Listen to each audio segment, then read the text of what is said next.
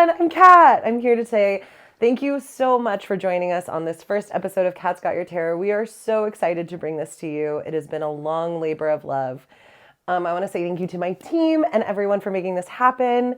We'd also like to let you know that this first episode, we were learning there's a little bit of some sound issues, but we got it figured out. From here on out, we're bringing you the top quality. This show is all about everything that I find terrifying and spooky, things that keep me up at night, and I'm hoping to share those nightmares with you. So enjoy this first episode of Cat's Got Your Terror. Sup, ghouls? I'm Kat Pinning, and this is Cat's Got Your Terror, where I tell you and a guest in my manner of frights something terrifying, so hopefully I'm not the only one with nightmares. Our special guest joining us in the manor today is Sierra Simmons, a zookeeper at San Diego Safari Park. And you are a specialist in? I'm a wildlife care specialist that works with birds. Amazing. What kind of birds? All sorts of different birds. So vultures, waterfowl, large birds, small birds, birds that can fly, birds that can't. So you name it, I work with it. That's so cool. Speaking of birds that can't, you were telling me something pretty interesting that you got to help hand rear. The kiwi bird. No, you say hand rear. Okay. Yeah, so raise. So we had a kiwi egg that we had in incubation, and then it hatched, and I was able to help care for it before I moved to a different department, a different area. That's so cool. It is and it's also cool because your mom is from New Zealand, so getting to care for a kiwi. It's like my home roots, my origin. It's definitely a bird that is very special to me, for sure. So being able to work with it for the first time was pretty magical. Also, you work with like birds of prey, right? Yes. So like scary birds? Yeah. Because that's kind of the thing that I'm going to need to ask you about today. Ooh, okay. Well, I have a question though. What? Do you know anything about Mothman? A little bit. What do you know about Mothman? That potentially it could be a sighting related to a bird. I know it's a big and winged man. That's what I got. So hopefully you know more than me. I mean, you're not wrong. Those are all very key points to Mothman. All right. Well, I'm going to tell you about Mothman today. Okay. And specifically, I want to talk about how Mothman also happens to show up at times where it's like almost like he's a bad omen. Okay. Where like people see Mothman and then all of a sudden something terrible happens.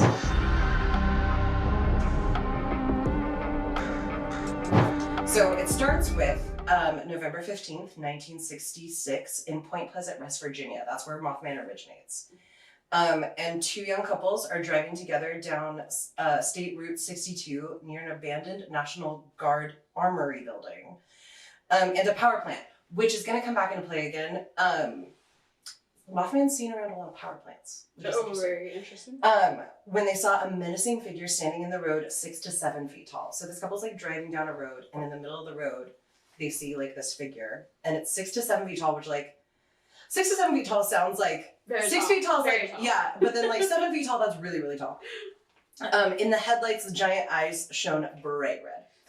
Panicking, the car's driver sped away toward town, and the creature followed. According to these first eyewitness accounts, this thing rose up like a helicopter, so like it like Straight up? yeah, so not like at an angle. It excelled in gliding, easily keeping pace even as the car reached 100 miles an hour. So this thing was like going fast. Okay. It chased their vehicle to the outskirts of town in the air and then scuttled into a nearby field and disappeared. So like I think like when it landed and it was like running, it was like clumsy, which I was like, well, if you think about it, like when like a hang glider or like somebody's like landing, Oh yeah. it's like kind of a All your stumbling momentum process. is still going Right. forward. Right. So it makes sense that it was stumbling. Okay. Knowing how absurd this must have sounded to the local paper in a small Appalachian community in the 1960s, the witness insisted that the apparition couldn't have been a figment of his imagination.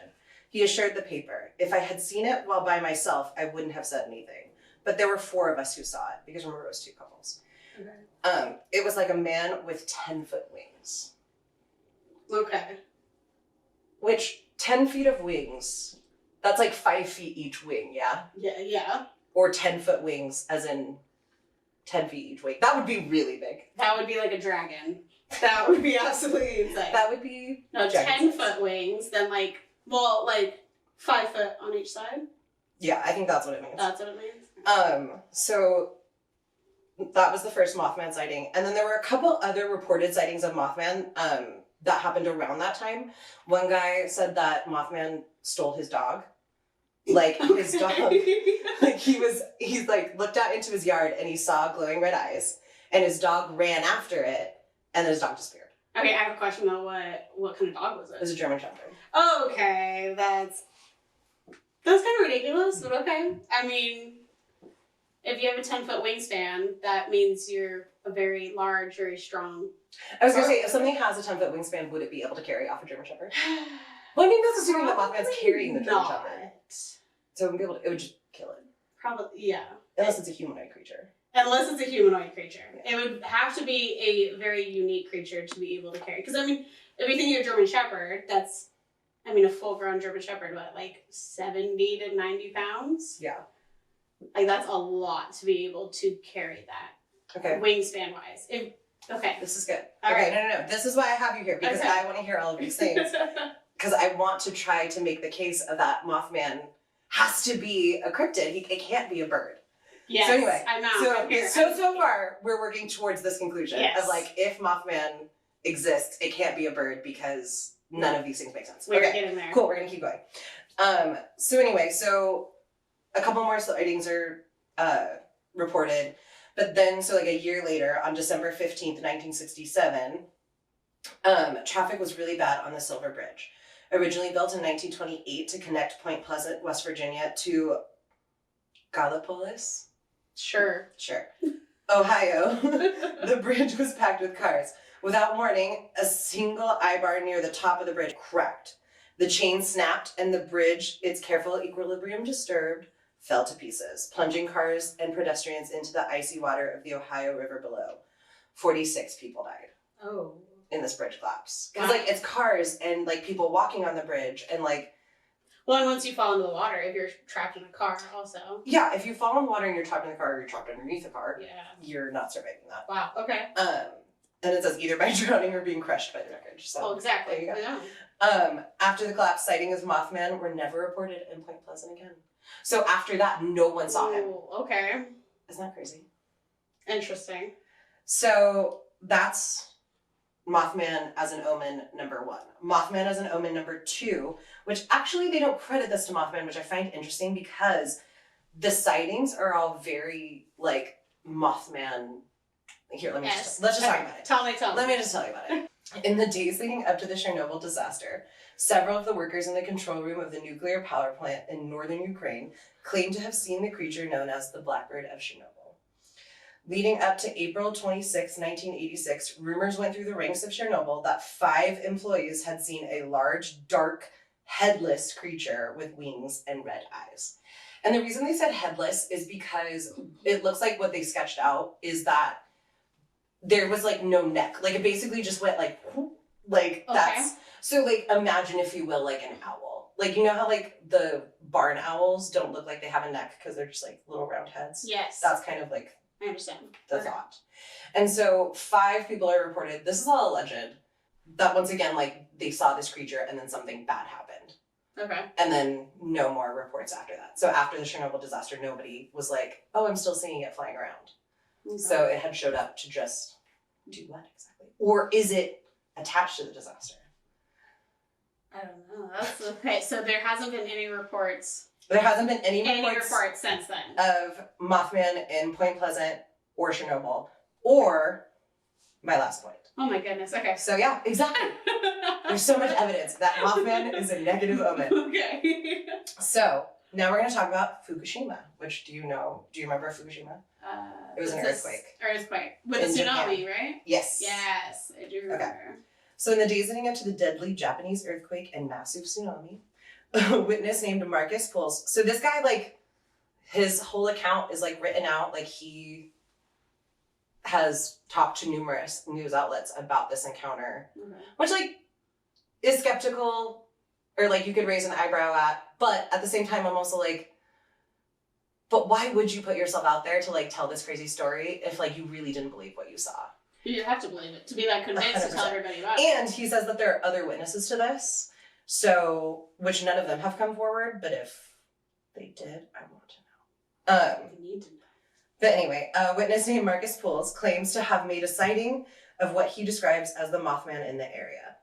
Pools said that he had been to Japan for business in February of 2011 and had decided to stay with a friend who had long lived in Japan, teaching English in a rural town of Okuma in the Fukushima region. One day, the two friends went out to look around the town, and in the evening they went to Seaside, walking along a trail that meandered near the Daiichi Fukushima nuclear power plant. So they're walking by this power plant, normal day. Just enjoying the scenery. He's like, had just gotten there, so he's just like checking it out. This is February of 2011. Then he says they're just like walking along, and he claims that all of a sudden he heard just like a whoosh, which like I equate to, you know, when like something like zooms past you and you hear like that whoosh sound. So that's what he's saying happened. So which at first he took to be the sound of the ocean because they were right there by the water. But his mind was changed when the sound repeated and then was followed by an ear-piercing shriek. So now there's like a noise associated. Which I definitely would associate with birds. Having like worked with birds and been to the ocean, very different. Are there a lot of shrieking birds near the ocean? Well, I guess seagulls. Well, yeah, absolutely seagulls. But I'm just saying the whooshing sound compared to like a crashing wave sound. Oh yeah, those are two different sounds. Definitely two different sounds. Yeah. But then there's so many different bird sounds. There are lots of shrieking birds. He said his friend heard it, and then also, and as they were walking by the sea, there was also like other couples and stuff walking, and that there was another couple that heard it that reacted to it? Yeah, that reacted to it. So Puls says, this is a quote, "We heard it again, the whooshing noises, followed by an ear-piercing screech that shook me down to the bone and made the hairs on the back of my neck stand on end. We looked around for the cause of the noise when we heard the sound again. The best way I can describe it is a city bus's brakes when they are in need of service. Loud and ear-splitting." Yeah, I know. Oh, we all just, I know exactly what that noise is. 100%. And it's not great. We both continued to look around when my friend's attention was drawn toward the power plant by the nearby couple. A younger couple out for a walk were staring toward the plant, arms outstretched and obvious fear in their voices. Puls then looked out toward the power plant, and looming in the distance, he thought he could make out a large shadowy figure silhouetted by the plant's lights and the moonlight, which appeared to be sitting perched up on one of the buildings. As he stared at it, the figure suddenly unfurled what looked like a massive set of black wings and took to the sky, where it circled the plant several times. Puls described the frightening events that followed. The creature then took flight and circled the plant at least 4 to 5 times. Some circuits he took at a fast pace, some he seemed to slow down while he kept the attention on the rows of square buildings that I later found out housed the reactors. So he's like going around the reactor. And then like sometimes like speeding up, but then like slowing down. Okay. So the creature then came towards us, flying at least 25 to 30 feet off the ground. The younger couple who had noticed the creature first were now screaming and cowering, the man shrieking while the woman was shielding her head with a jacket. My friend and I watched as this creature flew over us. That's when I noticed the 2 large red eyes. They seemed to glow from within and with a blood red hue. They were unblinking in the 3 to 4 seconds we saw them. We knew they were looking straight into us. We knew this creature knew we could see it, and it made no attempt to disguise itself. The sick and intense, overwhelming feeling of dread came over us. Then the bizarre flying humanoid creature suddenly flew off towards the town until it eventually faded away into the distance. Puls and his friend quickly vacated the area, setting on the explanation that it must have been a large bird or an optical illusion caused by the lights of the power plant. It was not until after he had returned to the States when the same friend woke him up in the middle of the night, frantically talking about a huge earthquake that had just struck the area where he lived, practically leveling the town he lived in. Then he would be reminded of the creature once again. Puls turned on the TV and over the next few days was bombarded with images of the devastation and the earthquake as the result of the tsunami, including a meltdown of the Fukushima Daiichi nuclear power plant, which happened to be the very same plant where they had seen the frightening winged humanoid. Puls commented on the relationship between the disaster and what he had seen, saying, "The Fukushima Daiichi was the exact same plant we had seen the strange bird-like creature circling." Wow. So where they had seen Mothman was the same power plant that wound up having like a big meltdown in result of the earthquake. And how far apart was? I think a year. So February the sighting and the explosion. So February of 2011 was when he had the sighting, and then March of 2011. So literally a month. A month later. Yeah. Okay. So that's a little bit farther apart, and as far as trying to correlate and like wrap a little closer together than the Point Pleasant. It was like a year after they started seeing. Yes. Yeah. So with Point Pleasant, so the first sighting where Mothman originated, it was a year from the first sighting of Mothman to the bridge. Okay. Then with Chernobyl, it was like a week before. Okay. It was like 5 days before. And then with Fukushima, it was a month. So then is it actual correlation with sightings, or is it just like happenstance?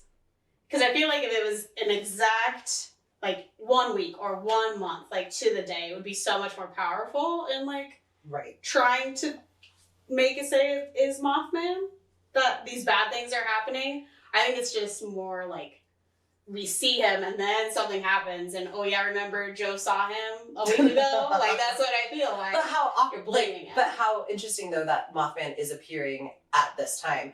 But also maybe Mothman is hanging out and he's trying to warn people, but no one's seeing him. Oh yeah, okay, I can see that. So anyway, my question to you as a bird specialist is, can you think of a bird that has a 10-foot wingspan with glowing red eyes that likes to shriek and lives near oceans and could potentially carry away a German Shepherd? Not all of those, no. I think of several different birds, but to put all of those characteristics together in one bird, not quite.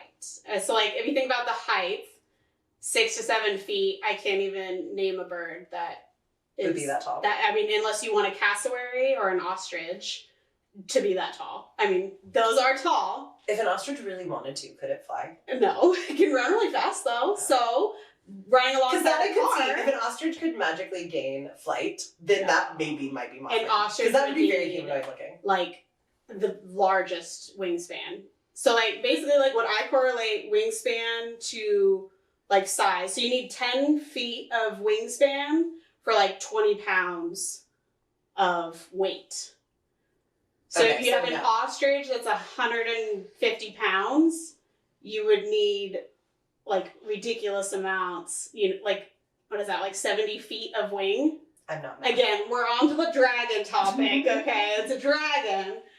But so height-wise, a cassowary or an ostrich. I mean, cranes get really tall. What's a cassowary? A cassowary, it's the bird in Australia. I like to call them Kevin birds because they remind me of the bird from Up. Oh, is it that one that has like the yellow casque? Yeah. It has a big, like, almost like a horn. Right. They're blue and red, and they're like covered in little feathers that look like hair. Could a cassowary be in Virginia in the 1960s? Unless it got out of like a circus, maybe. But no, they live in Australia. Are cassowaries carnivorous birds? No, they're frugivores, so they eat fruit. Only fruit. I mean, maybe a small mouse. So not German Shepherds? Not German Shepherd, no. Okay. If you're hunting a German Shepherd, you're going to be more, well, if it's a live German Shepherd, which, yes, we're getting into the nitty gritty. If the German Shepherd is alive, then it's going to be a raptor, where if something happened to the German Shepherd prior, it would be more like a vulture, which are scavengers. But neither of them get large enough in size to be able to carry off, say, a 60-pound German Shepherd. And do their eyes glow red? No. But, so there are cranes that have, so there's cranes and vultures that have, like, red skin and red feathers, which could possibly reflect as far as light. In my mind, the best fitting bird is going to be the Andean condor. Okay. Which is, like, South America, like Bolivia. So not West Virginia. Not West Virginia, and definitely not in Japan.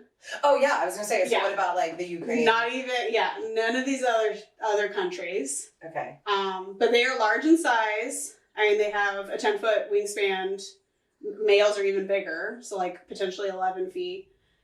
Strength-wise, are definitely stronger, but again, they're scavengers, so they eat leftovers. But they have red eyes that could easily be considered glowing. But also, if you take into account, like, just shining a light on, like, your dog's eyes, like, your dog's eyes reflect. Right. Like, so animals in general have reflective eyes. But this it's not necessarily glowing red eyes? Yeah, this is saying glowing red, which I feel like, to use the description glowing, It's Not pretty just distinct. reflecting. Pretty distinct. It's pretty distinct. Okay, so basically you're telling me that Mothman exists. Thank you. That was why I wanted you here. You were justified. I appreciate it. Yeah, I can't come up with a specific one individual bird that matches all of these Mothman criteria. I knew it. Yeah. So now I'm terrified. Thank you. You're welcome. Well, thank you so much for proving that right. Mothman exists. Yeah, That right. is why I had you here. Not that I had ulterior motives of wanting to prove Mothman's existence, but I did. And you did it. And thank you. You're welcome. I appreciate you being here. Is there anything you would like to talk about as far as the zoo goes? Do you want to tell me zoo secrets? No, I can't tell you zoo secrets. Okay. You should go to the zoo, though. You should come visit me. But I appreciate you being here and lending your expertise. And good luck sleeping tonight, everybody. Thanks for joining us. Next time on Cat's Got Your Terror. It's like a really interesting idea, which is reincarnation. That sounds like a made-up story. You have a personal connection to it. He told me story after story after story. His nightmares stopped happening. Because he didn't know who he was. He just knew that he remembered being an old man. It is a possibility. It is not a lie.